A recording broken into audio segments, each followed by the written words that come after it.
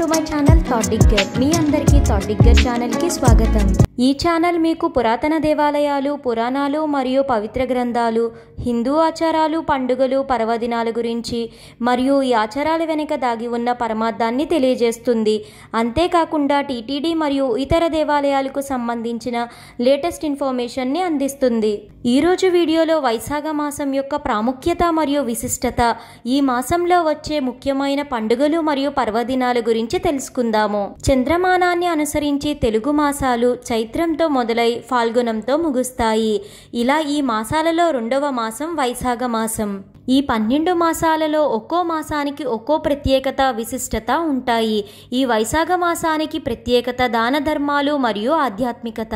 పూర్ణిమ రోజున విశాఖ నక్షత్రం ఉండడం వలన ఈ మాసానికి వైశాఖ మాసం అనే పేరు వచ్చింది. శ్రీ మహావిష్ణువుకు అత్యంత ప్రీతికరమైన మాసాలలో ఈ వైశాఖ మాసం ఒకటి.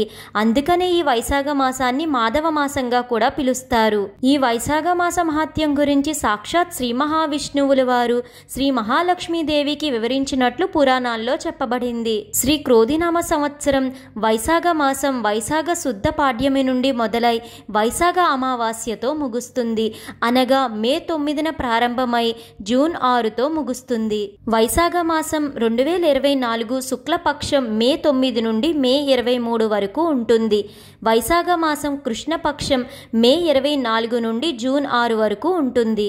ఈ వైశాఖ మాసంలో శ్రీ లక్ష్మీదేవి సమేత శ్రీ మహావిష్ణువుని తులసి దళాలతో పూజిస్తే మంచిదని చెప్తారు. వైశాఖం మొదలుకొని మరో 3 మాసాల వరకు శ్రీ మహావిష్ణువు భూసంచారానికి వస్తారని, అందుకే ఈ మాసంలో స్వామివారి ఆరాధన సర్వశుభాలు కలుగుతుందని చెప్తారు.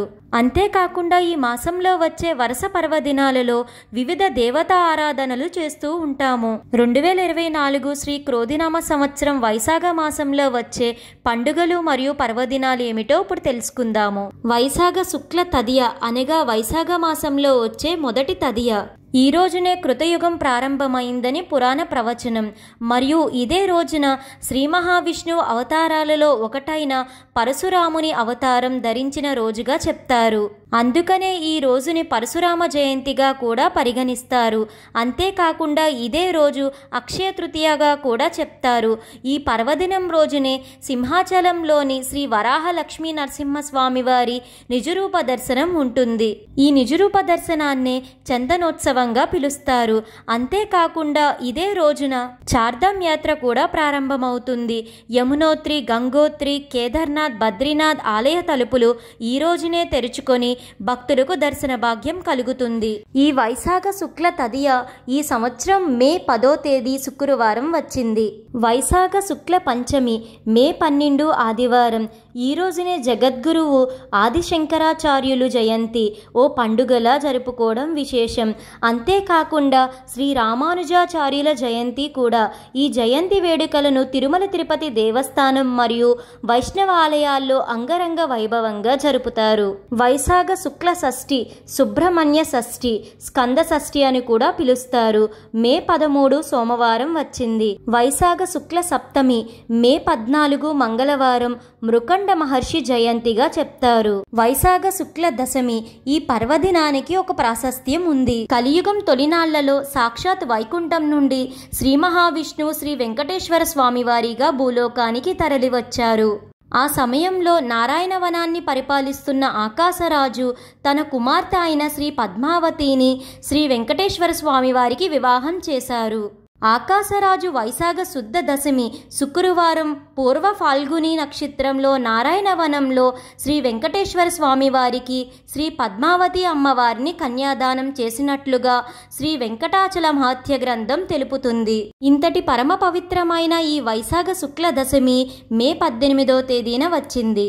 తిరుమల తిరుపతి దేవస్థానంలో ఈ పర్వదినాన్ని 3 రోజుల పాటు శ్రీ పద్మావతీదేవి పరిణయోత్సవంగా అంగరంగ వైభవంగా జరుపుతారు. వైశాఖ శుక్ల ఏకాదశి వైశాఖ మాసంలో వచ్చే మొదటి ఏకాదశిని మోహిని ఏకాదశిగా పిలుస్తారు. ఈ వైశాఖ శుక్ల ఏకాదశి మే 19 ఆదివారం వచ్చింది. ఈ రోజునే అన్నవరం శ్రీ సత్యనారాయణ స్వామివారి కళ్యాణోత్సవాన్ని అంగరంగ వైభవంగా నిర్వహిస్తారు. వైశాఖ శుక్ల చతుర్దశి మే 22 బుధవారం. ఈ రోజునే శ్రీ మహావిష్ణువు హిరణ్యకశిపుణ్ణి అంతం చేయడానికి నరసింహ అవతారాన్ని అవతరించింది. ఈ రోజునే నరసింహ జయంతిగా వైష్ణవ ఆలయాల్లో అంగరంగ వైభవంగా నిర్వహిస్తారు. వైశాఖ పూర్ణిమ, దీనినే మహావైశాఖిగా పిలుస్తారు. మే 23 గురువారం వచ్చింది.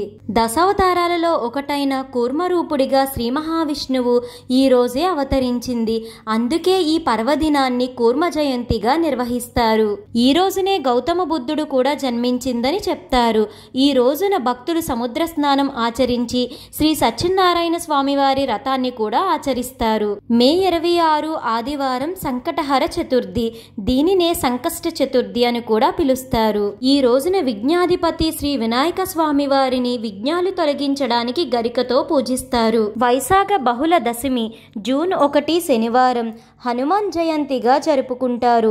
ఈ రోజున హనుమంతుడు జన్మించిందిగా చెప్తారు. కొన్ని ప్రదేశాలలో చైత్ర పూర్ణిమను హనుమాన్ జయంతిగా, మరికొన్ని ప్రదేశాలలో వైశాఖ బహుళ దశమిని హనుమాన్ జయంతిగా జరుపుకుంటారు. వైశాఖ బహుళ ఏకాదశి, ఈ ఏకాదశినే అపర ఏకాదశిగా పిలుస్తారు.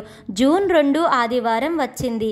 ఈ రోజున శ్రీ మహాలక్ష్మీదేవిని, శ్రీ మహావిష్ణువుని విశేషంగా పూజిస్తారు. వైశాఖ బహుళ చతుర్దశి నాడు మాస శివరాత్రిని జరుపుకుంటారు. జూన్ 5 బుధవారం వచ్చింది. జూన్ 6 అమావాస్యతో వైశాఖ మాసం పూర్తవుతుంది. తెలుసుకున్నారు కదండి వైశాఖ మాసం యొక్క ప్రాముఖ్యత, విశిష్టత, ఈ వైశాఖ మాసంలో వచ్చే పండుగలు, పర్వదినాల గురించి. ఈ వీడియో మీకు ఎంతగానో ఉపయోగపడుతుందని అనుకుంటున్నాను. మీ సపోర్ట్ కోసం ఈ వీడియోని లైక్ చేసి షేర్ చేయండి. ఇలాంటి మరెన్నో వీడియోస్ కోసం థాట్ డిగ్గర్ ఛానల్ని సబ్స్క్రైబ్ చేసి అక్కడే ఉన్న బెల్ ఐకాన్ని క్లిక్ చేయండి. ఓం నమో నారాయణాయ. Thank you for watching.